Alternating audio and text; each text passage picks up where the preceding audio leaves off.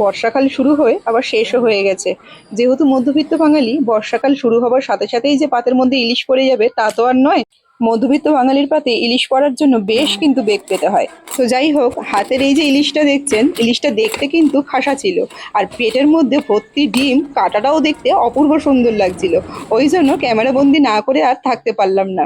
যারা মাছ কাটা দেখতে ভালোবাসেন তারা কিন্তু এরকম সুন্দর মাছ কাটা না দেখে থাকতেই পারবেন না। টাইট থেকে কাটলাম, বাহ, এটাও চারটে। বেশি নরম করে কাটলে কি মাছগুলো কাটা হয়ে গেছে, এবার হালকা করে ধুয়ে নিতে হবে। যেহেতু মাছের মধ্যে ভর্তি ডিম রয়েছে, ধুতে হবে একটু সাবধানে। আর আজকের এই ইলিশ মাছটা রান্না করেছিলাম বাড়িতেই হয়েছিল একটা মানকচু, সেইটা দিয়ে। মানকচুটাকেও এখানে বেশ ডুবো ডুবো করে কেটে নিয়েছি। এবার শুকনো খোলায় 2 চামচ মতন জিরে একটুখানি ভেজে নেব। একটু হালকা মচমচে করে ভেজেই কিন্তু জাস্ট নামিয়ে নেব, দিয়ে এটা শিলেতে গুঁড়ো করে রেখে দেবো।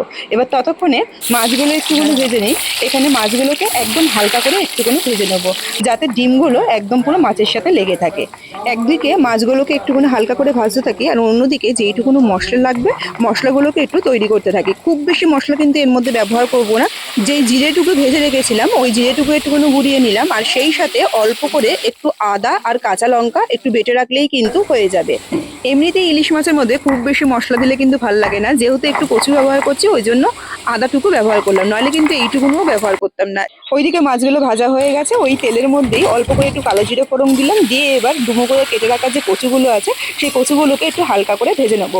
ভেজে নেওয়ার জন্য শুধুমাত্র একটু নুন আর একটু হলুদ ব্যবহার করছি। হালকা একটু কোনো ভাজা ভাজা হয়ে গেলে এর মধ্যে আদা আর লঙ্কা যে বেটে রেখেছিলাম সেই বেটে রাখা মশলাটা কিন্তু এর মধ্যে দিয়ে দেবো, দিয়ে একটু ভালো করে আগে কষিয়ে নেবো। এখানে কচুগুলোর সাথে মশলাটা খুব ভালো করে কষে নেওয়ার পর এবার এর মধ্যে পরিমাণ মতন জল দিয়ে দেবো, কারণ কচুগুলোকে কিন্তু আগে থেকে ভাপ দিয়ে নিয়ে নিই বা সিদ্ধ করে নিয়ে নিই। জল দিয়ে দেওয়ার পর জাস্ট 10 মিনিট ঢাকনা দিয়ে রান্না করলেই কিন্তু, যদি ভালো মানের কচু হয় তাহলে কিন্তু এটা সিদ্ধ হয়ে যাবে। তবে মানকচু ভালো বা খারাপের ওপর কিন্তু সিদ্ধ হওয়াটা অনেকটাই নির্ভর করে।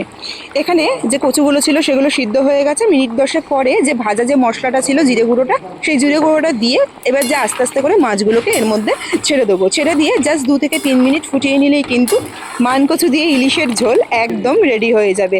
গরম ভাতে খেতে কিন্তু অপূর্ব সুন্দর লাগে। আজকের এই সহজ সিম্পল ঘরোয়া রেসিপিটা কেমন লাগলো অবশ্যই কিন্তু জানাতে ভুলবেন না। রেসিপিটা ভালো লাগলে লাইক কমেন্ট শেয়ার করে একটু পাশে থাকবেন। রেসিপিটা যদি ফেসবুক থেকে দেখে থাকেন ফেসবুক পেজটা একটু ফলো করে নেওয়ার অনুরোধ রইল। আর যদি ইউটিউব থেকে দেখে থাকেন তাহলে ইউটিউব চ্যানেলটা একটু প্লিজ সাবস্ক্রাইব করে আমার পাশে থাকবেন। অনেক ধন্যবাদ, দেখা হচ্ছে নেক্সট রেসিপিতে।